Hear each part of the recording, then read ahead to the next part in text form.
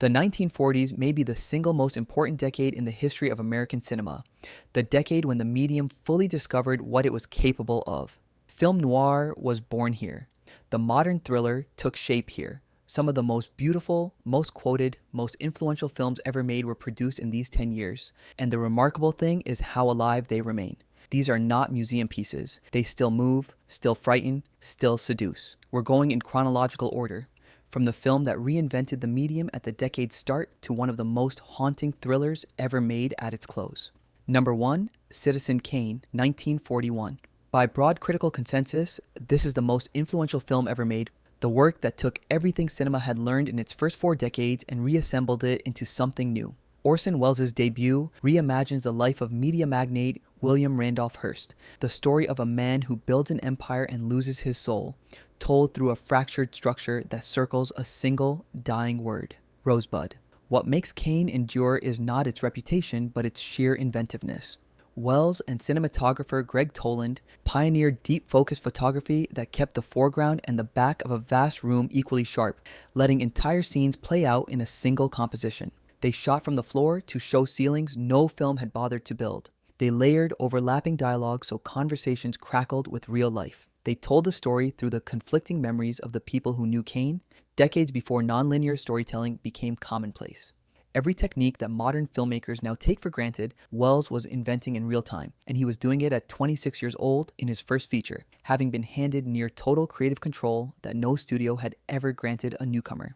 Hearst was so threatened by the film that he tried to suppress it entirely, leaning on theaters and the press to bury it, even reportedly offering to reimburse RKO the entire cost of the production if the studio would destroy the negative. He failed. 80 years later, Kane is still teaching filmmakers what the medium can do. That is why it matters, and why, when its restless visual energy takes hold, it remains genuinely thrilling to watch rather than merely admirable. Number 2, Casablanca, 1942. This is the most perfectly balanced studio film ever produced, the moment when the Hollywood system, with all its assembly line machinery, accidentally manufactured a masterpiece. When people imagine the romance and glamour of classic cinema, they are imagining Casablanca, the smoky cafe, the white dinner jacket, the doomed love affair set against the fight to save the world from fascism. What makes it great is that every element operates at its peak simultaneously. Ingrid Bergman is luminous and heartbreaking as Ilsa, a woman torn between love and duty. Humphrey Bogart, as the wounded cynic Rick, became the template for every conflicted anti-hero who followed. The man who insists he sticks his neck out for nobody and spends the whole film proving otherwise. But the film's true achievement is its depth of bench. Every supporting player, every minor character, every single line of the Epstein brothers and Howard Koch's screenplay is doing real work.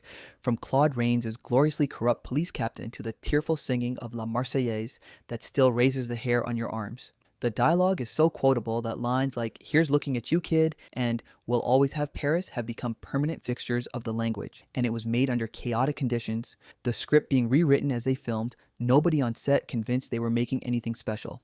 That a film assembled under such pressure became one of the most beloved ever made is a kind of miracle, the proof that sometimes 1,000 small decisions all break the right way at once. It is the gold standard, and the reason it remains such a pleasure is simple. Nothing has ever equaled it at what it does. Number 3, Double Indemnity, 1944.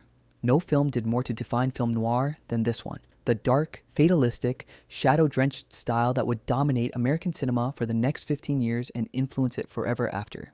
Billy Wilder's tale of an insurance salesman seduced into murder by a scheming wife established the template wholesale. The doomed anti-hero, the lethal femme fatale, the voice-over narration dripping with regret, the sense of two people walking willingly toward their own destruction.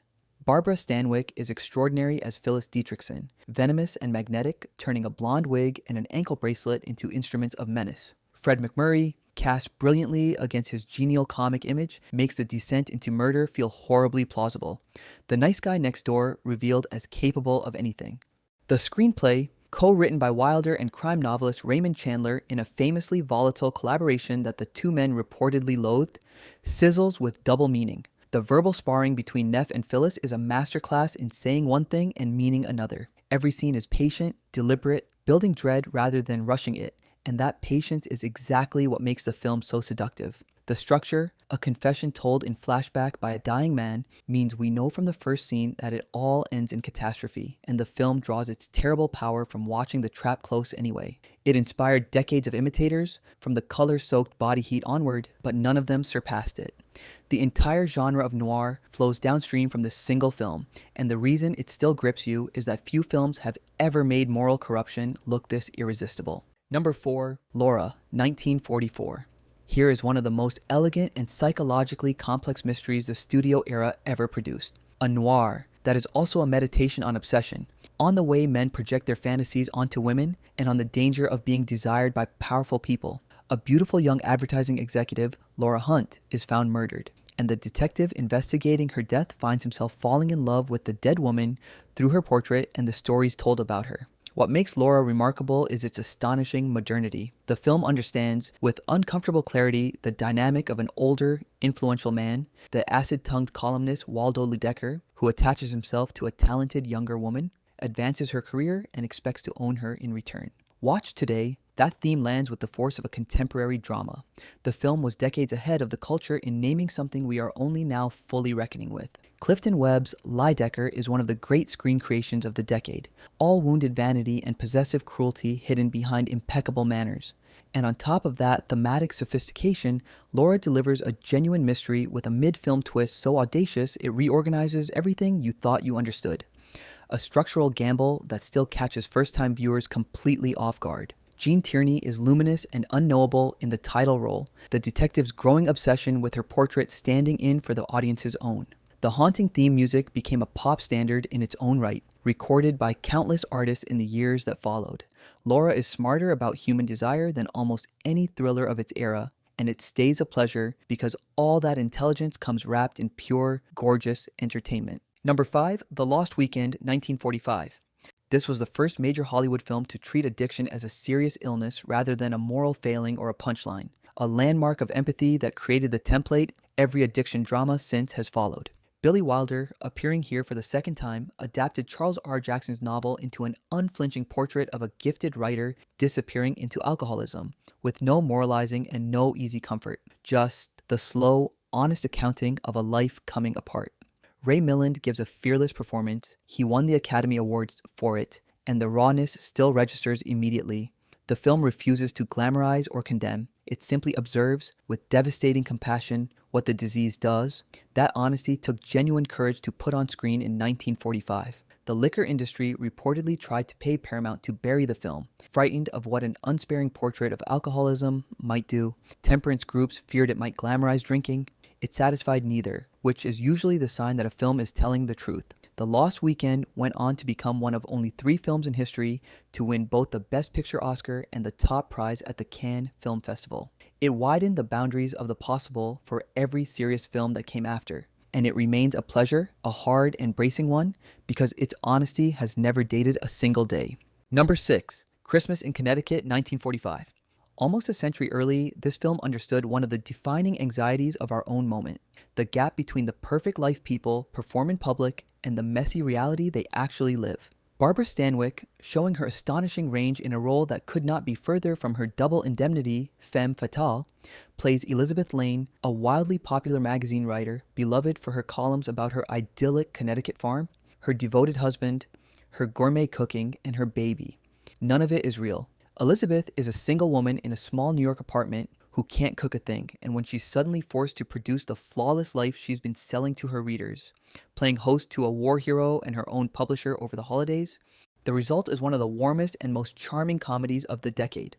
What gives the film its staying power is how completely it anticipated the influencer age, the curated self, the monetized fantasy, the terror of the audience discovering the truth. Strip away the period detail and Elizabeth Lane is every lifestyle influencer whose real life looks nothing like the feed. Every social media persona built on borrowed images and quiet lies. Stanwyck plays it with effortless comic grace, proving in the same career stretch that produced her lethal Double Indemnity femme fatale that she could carry a feather-light farce just as completely. The film never loses its affection for her, even as it skewers the fantasy she's built, and it understands something gentle and true, that the audience doesn't really want the perfect life. They want the real, flawed person underneath it. It saw the future with uncanny precision, and it remains a delight from beginning to end. The rare holiday comedy that has genuinely earned its long life. Number 7, The Postman Always Rings Twice, 1946. Here is one of the great expressions of noir fatalism.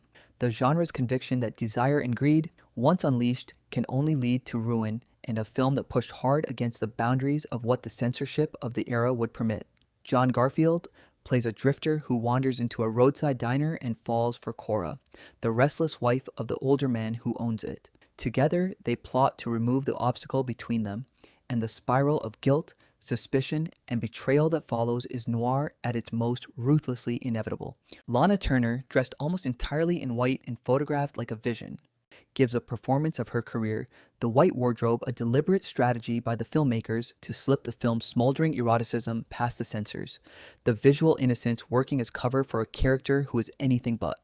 The heat between Turner and Garfield is the engine of the whole film, and it's genuinely dangerous in a way that still registers. The studio had spent years unable to film James M. Cain's Notorious novel at all, precisely because its frank sexuality and amorality terrified the censorship office. What gives the film its weight is its clear-eyed refusal of sentimentality. It knows that people have always been driven by lust and greed, that there was never an innocent past, and that the wages of the scheme are written from the first frame. John Garfield, one of the great naturalistic actors of his generation, makes Frank's weakness and longing painfully human, which is exactly what makes his doom land. It remains a pleasure because that doom is so beautifully, hypnotically constructed. The sense of two people who can see the cliff coming and cannot stop walking toward it. The engine of every great tragedy dressed up in the clothes of a roadside crime story. Number 8, It's a Wonderful Life, 1946. Few films Hollywood ever produced are as emotionally honest as this one, and few have ever been as completely misunderstood. Its reputation as cozy holiday sentiment, hiding how dark, how clear-eyed, and how genuinely hard won its hope actually is. Frank Capra's masterpiece follows George Bailey, a man who spends his entire life sacrificing his dreams for others, watching every ambition deferred and crushed until he's driven to the edge of despair. What makes the film great is exactly what its sentimental reputation hides. It is brutally honest about failure, disappointment, financial ruin, and the quiet desperation of a life that didn't go the way you planned. James Stewart gives one of the finest performances of his career, fresh from his own traumatic service in the Second World War. He brought a darkness and a barely contained anguish to George Bailey that audiences had never seen from him before. He plays George's breakdown with a rawness that is genuinely difficult to watch. The scene where he prays in the bar, voice cracking, is the work of a man drawing on something real. The film refuses to pretend that George's life of endless self-sacrifice was painless, or that goodness is automatically rewarded. It earns its famous uplifting ending precisely because it never pretends life is easy. It shows you the full weight of George's struggle first, so that the final affirmation of his worth lands like a tidal wave rather than a greeting card. That honesty is why it has endured, replayed every December for generations, long outliving the modest reception it received on first release.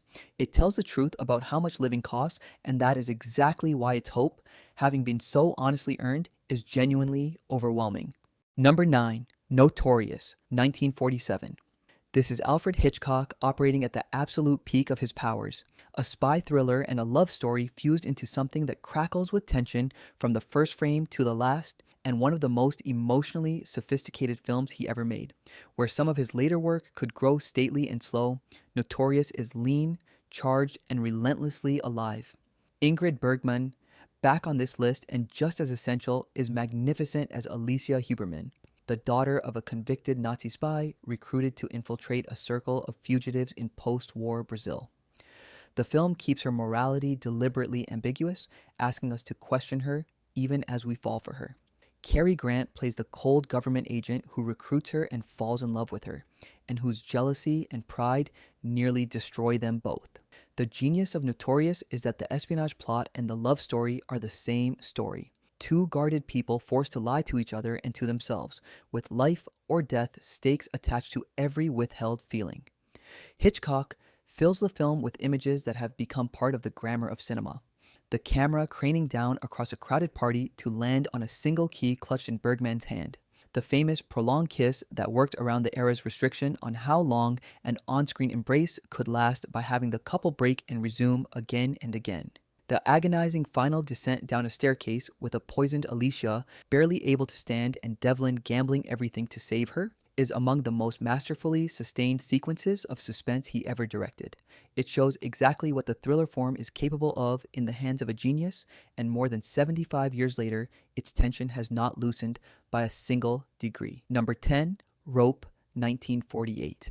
Few major directors ever attempted a formal experiment as bold as this one. Hitchcock, just a year after Notorious, constructing an entire film to unfold in real time and appear to play out in a handful of long, unbroken takes, the camera prowling continuously through a single apartment without ever seeming to cut. It was a technical gamble that no one had truly tried before, and watching for the hidden seams remains part of the fun. But the experiment serves a genuinely disturbing story. Two young men murder a former classmate purely to prove they can. To demonstrate that their supposed intellectual superiority places them beyond conventional morality.